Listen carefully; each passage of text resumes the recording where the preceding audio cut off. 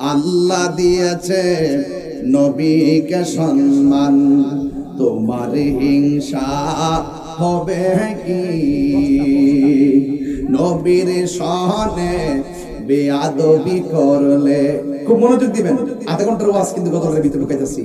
নবীর সনে বেয়াদবি করলে আমল করে হবে কি?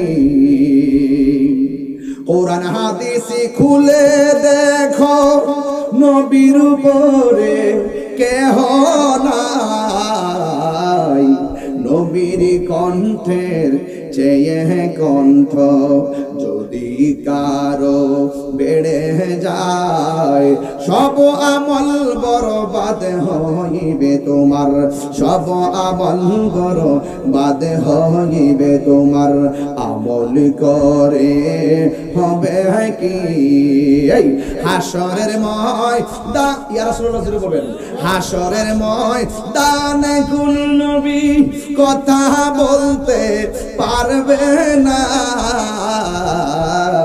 মোর নবী কথা বলিবে। ইয়া রাসূলুল্লাহ, তিনবার কোন ইয়া রাসূলুল্লাহ, ইয়া রাসূলুল্লাহ, আর জোরে ইয়া রাসূলুল্লাহ, ইয়া রাসূলুল্লাহ, ইয়া রাসূলুল্লাহ। আরে মোর নবী কথা বলিবেন, বুখারী শরীফে কইলা দেখো না, আল্লাহ দিয়েছে নবীকে সম্মান, আল্লাহ দিয়েছে নবীকে সম্মান, তোমার হিংসায় হবে কি? জোরে জোরে কি আল্লাহু আকবার বলা যাবে না? নবীরে সম্মান দিছে কে?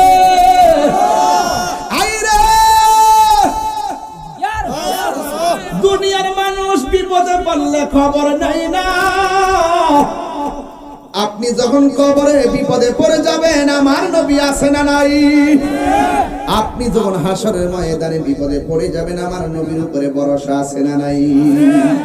এবার আমার নবী, আপনার নবী বলেন, যেই দিন হাসরের ময়দানটা কায়েম হবে, আমার আল্লাহ 7 প্রকারের মানুষকে আমার আল্লাহ আরশের নিচে ছায়া দিবেন। সুবহানাল্লাহ, জোরে কোন কয় প্রকার? 7 প্রকারের মানুষ কি আমার আল্লাহ আরশের নিচে ছায়া দিবে। এর মধ্যে 1 নম্বর হলো আদেল, ন্যায় বিচারক, যারা সমাজের মধ্যে ঘুষ খাইয়া বিচার করে না, যারা সমাজের মধ্যে সুদ খাইয়া বিচার করে না, এদেরকে আমার আল্লাহ আরশে আজিমের নিচে ছায়া দিবে। এখন আপনারা বলেন, আমরা কি সুদের পক্ষে না বিপক্ষে?